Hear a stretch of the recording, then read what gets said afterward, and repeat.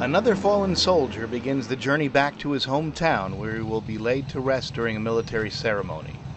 But this soldier did not give his life in Iraq or Afghanistan, but in a cornfield in a remote area of Maryland. And he didn't die in battle last week or last year, but on this date, almost a century and a half ago. On September 17, 1862, the single bloodiest battle in American history took place in Sharpsburg, Maryland during the Civil War. The location where the battle took place was later known as Antietam, and the land became one of our national battlefields under the United States Park Service. It was a little less than a year ago that a tourist from Oklahoma was walking through this cornfield here in Antietam when he discovered what ultimately would turn out to be the remains of a Civil War soldier, someone who Abraham Lincoln would say at a later time and place gave his last full measure of devotion to the Union cause.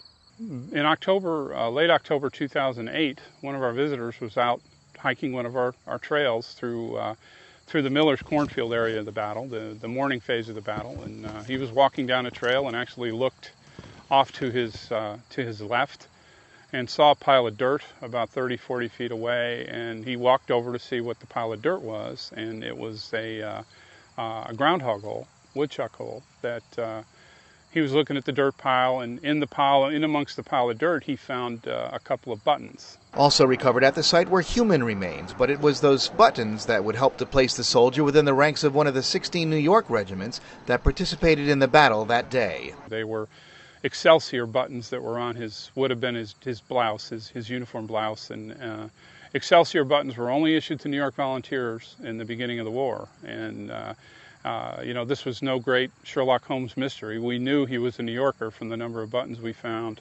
Once his origin was established, the New York National Guard took up the cause. We the state of New York contacted us, the New York Military Museum contacted us about it to discuss the potential for bringing him home to New York State.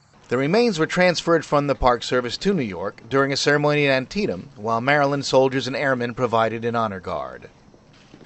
The transfer took place, a lot of people wouldn't realize it, but the transfer actually took place when the New York Army National Guard soldiers took control of the coffin. Basically, when their hands came out and accepted it from our Rangers, that's when the transfer of the remains took place. Also present were two Civil War reenactors, a father and son, who participated in the ceremony. When they asked me to come out here, I was surprised because I didn't know, first off, that this was even going on. I think they wanted to keep it pretty low-key, and then they asked me if I would like to come and be the honor guard, and I said absolutely, and it was an honor to me to come out here today.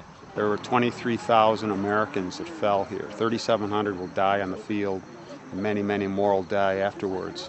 And when we think of modern wars and the wars in Iraq that our soldiers and guardsmen and reserves are fighting in now, that is casualties over years. This is casualties in one day, and it's really a powerful reminder of how important freedom is. The remains were transported to New York State under escort provided by the Patriot Guard Writers Association, which is made up of war veterans, where, after 147 years, he will finally reside on home soil.